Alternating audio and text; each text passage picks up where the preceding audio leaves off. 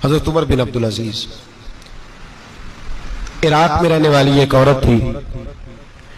उस औरत का खामद फौत हो गया तो 5 बच्चियां यतीम थी। वो इराक से चली और जनाब उमर बिन अब्दुल अजीज के पास आई कि आप मेरी बच्चियों का वजीफा लगा दें।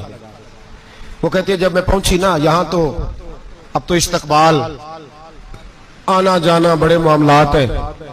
अब तो बच्ची की बारात आए और 5, 7, 10, 20 लोग दरवाजे पे खड़े ना हो तो बारात नाराज हो जाती है, कहते हमारा इस्तकबाल ही किसी ने नहीं किया। तो इस्तकबाल तो अब इस तरह है जिस तरह नशा नहीं होता, ये इस्तकबाल की हालत है, अमीरों से लेके गरीबों तक। मुझे पूछा ही नहीं किसी ने, कुर्सी नहीं दी, आगे नहीं बिठाया, ये वाला मामला है। और मैं मेरी तरह के लोग, नेक लोगों की बात नहीं करता। अब तो हम देखते हैं फलां मौलाना का इस्तकबाल हो रहा है, फलां के लिए लोग खड़े हो रहे हैं, नारे लग रहे हैं। और अब तो मैं देखता हूं ऐसे ऐसे हाथ लहराते हैं सूफी और दरवेश कहलाने वाले, जैसे सियासी लीडर लहराया करते। ये क्या तरीका हुआ? ये कौन सा तर्ज जिंदगी? मेरे नबी पाक सल्लल्लाहु अलैहि वसल्लम ने फरमाया जो ख्वाहिश करे कि मैं आऊं और लोग खड़े हों वो तो जहन्नमी है, तो दोज़खी है। सारे वही तरीके हम इख्तियार करते जा रहे हैं, वही प्रोटोकॉल है हर जगह। वो लोग जिनके दरवाजे खुले होने चाहिए थे वहां भी हर वक्त के लिए मामला तय हो गए। याद रखें मेरे नबी पाक अलैहिस्सलातु वस्सलाम ने जो तालीमात दी, हज़रत उमर बिन अब्दुल अजीज रहमतुल्लाह ताला अलैह। औरत कहती है मैं पहुंच गई, मैंने लोगों से पूछा घर कहां है, तो कहा वो जहां बोरी लटक रही है ना बाहर, टाट का पर्दा लगा हुआ है, वो हज़रत उमर बिन अब्दुल अजीज का घर है। कहती है मैं दरवाजे पे दस्तक दी तो एक औरत ने दरवाजा खोला तो मुझे बीबी जान के अंदर बुलाया। तो उनके घर के अंदर जब मैं दाखिल हुई तो बड़ा सारा सेन था, एक तानिम कुआं लगा था, एक तरफ एक बड़ा दरख्त था और एक छोटा सा बनाई हुई थी जगह बर्तन धोने के लिए। और बीबी ना बर्तनों को मिट्टी लगा के साबुन लगा के बैठी हुई थी, काम कर रही थी वो औरत। मुझे उसने दरख्त के नीचे बिठाया, पानी पिलाया। कैसे आई हो? मैंने कहा अमीरुल मोमिनीन से मिलना है। कहने लगी बैठो थोड़ी देर में आ जाते।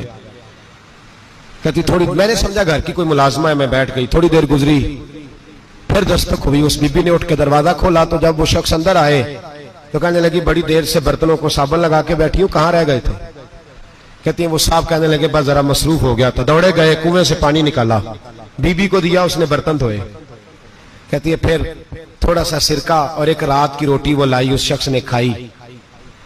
मैंने कहा कि ये दोनों घर के मुलाजम है, मियां बीवी काम करते हैं। जब वो खाना खा चुके तो वो औरत मेरे पास आई, कहने लगी उठ के मिल लो अमीरुल मोमिनीन से। मैंने कहा कौन अमीरुल मोमिनीन? तो कहने लगी कब से तो आए हैं, ये जिसने कुएं से पानी निकाला यही मुसलमानों का अमीर है, और ये जिसने दरख्त के नीचे बैठ के सिरके से रोटी खाई है यही है। ये फरिश्तों की दास्तान नहीं, ये वो लोग हैं। मैं रात को भी कह रहा था एक जगह पे कि ये लोग जो है ना जिनका आप रोज शिकवा करते हैं हुकूमतें बड़ी खराब हैं, ये कोई नहीं खराब, बिल्कुल खराब नहीं। जितने सियासी लीडर हैं सारे सही हैं।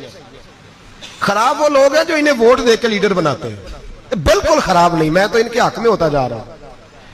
नाराज हो गए ना आप लोग? अल्लाह करे तुझी हो जाओ तो अगले इलेक्शन से सियाने भी हो जाओ, आमीन तो कह दे। मैंने कोई मशवरा नहीं देना इसलिए कि मेरी नजर में कोई ऐसा शख्स नहीं जिसके लिए मैं आपसे कह सकूं कि वोट दें। और हम तो ऐसी बात करें तो कई लोग नाराज होकर चले जाते हैं, लेकिन कोई परवाह नहीं, इसलिए कि ये दीन मेरे नबी पाक का दीन सिर्फ मस्जिद का दीन नहीं। इंशाअल्लाह आइंदा जुमे नजरिया पाकिस्तान बयान करूंगा और बताऊंगा कि पाकिस्तान का मतलब क्या, ला इलाहा इल्लल्लाह मुहम्मदुर रसूलुल्लाह सल्लल्लाहु अलैहि वसल्लम। हुजूर का जो कुरान नाफज होगा मस्जिद में, वो कुरान कचहरी में भी नाफज होगा इंशाअल्लाह। और वो कुरान नाफज होने आया है, असेंबलियों में वही कुरान नाफज होगा इंशाअल्लाह। और यही चिराग जलेगा तो रोशनी होगी। बयान करेंगे और डट के बयान करेंगे, आपको बताएंगे। बस जो बात समझा रहा हूं फिल वक्त वो समझे, मुजरम वो नहीं जो बड़ा बन के लूटता है, मुजरम वो है जो उसको सपोर्ट करता है, जिसने उसे बड़ा बनाया है। ये याद रखने, हमारी कोई बचत नहीं होगी, हमसे पूछा जाएगा। हम सारे कचहरी में खड़े होंगे, अल्लाह सवाल करेगा कि तुम बताओ तुम इनके मददगार क्यों बने थे, तुम सपोर्ट क्यों करते थे, ये पूछा जाएगा और हमने जवाब देना है। बहरहाल आम दाम पर सर मतलब जनाब उमर बिन अब्दुल अजीज रहमतुल्लाह अलैह के वो बीबी गई तो कहने लगी कि ये अमीरुल मोमिनीन ने कहा, उठ के हाजिर हुई, कहा हुजूर मैं इराक से आई हूं, मेरा खामद फौत हो गया, मेरी 5 बेटियां हैं, वजीफा लगा दे। वो बीबी कहती है मेरा दिल था कि ये 3 बच्चियों का 100 दिनार साल का लगा देंगे तो बड़ी बात है। कहती है जब मैं उनके पास गई तो हजरत उमर बिन अब्दुल अजीज को बताया तो वो रोने लग गए और मुझसे माफियां मांगने लगे। मैंने कहा हुजूर आप क्यों माफी मांगते हैं? तो कहने लगे इसलिए माफी मांग रहा हूं कि तू मेरी रियाया में थी और तेरी 5 बच्चियां यतीम थी, तुझे खुद चल के आना पड़ा है।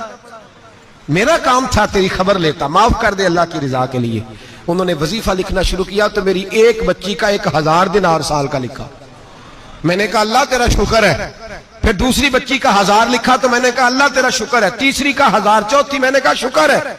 जब चौथी का लिखा तो मैंने कहा अल्लाह आपका इकबाल बुलंद करे, अल्लाह आपको हमेशा इसी तरह फलता फूलता रखे। कहते हैं जनाब उमर बिन अब्दुल अजीज ने कलम रख दिया, फरमाने लगे मैं 5वीं का वजीफा नहीं लिखूंगा, 4 बहनों से कहना बांट के इसे भी दे दे।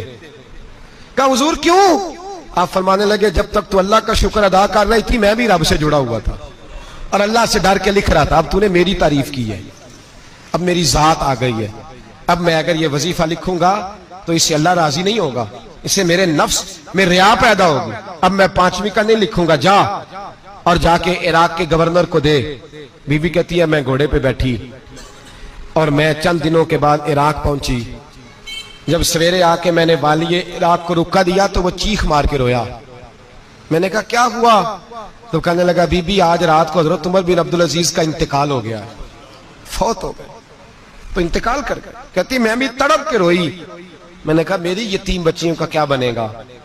तो वो गवर्नर कहने लगा तेरे वजीफे जारी रहेंगे, तुझे मिलते रहेंगे। तो कहने लगी कैसे? कहने लगा मैं अगर तो गवर्नर रहा तो तेरा वजीफा जारी रहेगा और अगर गवर्नरी से उतर भी गया तो मैं जाती तौर पे मालदार हूं, फिर भी तेरी बच्चियों के माहाना पैसे पहुंचते रहेंगे। मैंने कहा तू क्यों देगा? कहती मैं रो पड़ा। कहने लगा अगर अमीर हजरत उमर बिन अब्दुल अजीज जैसे हो तो फिर अल्लाह गवर्नरों के दिलों में भी रहम डाल दिया करता है, फिर मेरे जैसे लोगों को भी वो बदल देता है। हजरत उमर बिन अब्दुल अजीज घर आए, 3 बेटियां थी। एक को आवाज दी, वो आई तो उसने मुंह पे हाथ रखा है। दूसरी को आवाज दी, वो आई तो मुंह पे हाथ रखा है। तीसरी को आवाज दी तो मुंह पे हाथ रखा है। आपने अपनी बीवी से कहा कि ये बच्चियां मुंह पे हाथ क्यों तीनों ने रखा हुआ, क्या बात है? तो बीबी रो पड़ी, कहने लगी 4 दिन हो गए मेरी बेटियां प्यार से रोटी खा रही हैं, 4 दिन हो गए। उनके मुंह से बदबू आती है इसलिए वो आपके सामने आती हैं तो मुंह पे हाथ रख लेती हैं 4 दिनों से। बीबी रो रही है। हजरत उमर जलाल में आ गए। आप फरमाने लगे तू ये रो रही है, तू रोई है, तूने मेरे घर में रह के अल्लाह की नाशुक्री की है, तू शुक्र अदा नहीं करती कि 3 वक्त प्याज और रोटी तुझे घर की 4 दीवारी के अंदर मिल जाता? रो रही है। और मैं आ मेरे साथ बाहर निकल, तुझे वो लोग दिखाऊं जो झोपड़ियों में रहते हैं और मांग के खाते हैं। आ तुझे दिखाऊं। इतनी नाशुक्री कि घर के अंदर प्याज पहुंच रहा है, रोटी पहुंच रही है और तू कहती है मेरी बेटियां प्याज से खाती हैं, शुक्र कर फाके नहीं काटने पड़े। फिर अगले लफ्ज कहे तो रो पड़े। फरमाने लगे मैंने तो मुस्तफा के वो हालात भी सुने हैं जिसमें कई दिन बीबी फातिमा ने फाके किए। तू घर के अंदर प्याज पहुंच रहा है, तो अभी भी सादगी, आजजी और कनात नेमत थी इन लोगों की। हमारे यहाँ रोज शिकवा है, किस बात का? गाड़ी कोई नहीं। रोज रोना है, किस बात का? बंगला कोई नहीं। रोज रोना है, किस बात का? बैंक बैलेंस कोई नहीं। 10 जोड़े क्यों नहीं ईद पे आए? और ये सिर्फ औरतों का मसला नहीं, हमारे अंदर भी ये बात बदरजे औला। हम रोज अपने आप को मिस्कीन कहते हैं, गरीब कहते हैं, लाचार कहते हैं, मजबूर कहते हैं। कभी देखो जो झोंपड़ियों में रहते हैं, कभी पलट के देखो लोगों की तरफ जो पैदा हुए तो आंखें कोई नहीं थी, हाथ कोई नहीं थे, पैर कोई नहीं थे। वो देखो जो पैदा हुए तो सर पे बाप का साया कोई नहीं था। कैसे कैसे लोग वक्त गुजार रहे। हम रोज आके कहते हैं कारोबार ठंडा हो गया, हालात बड़े खराब हो गए, हम बड़े मजबूर। क्या हो गया साहब? अल्लाह के दिन है, सारे अल्लाह के दिन है। मसल अच्छा है ना फिराक अच्छा है, यार जिस हाल में रखे वही हाल अच्छा है।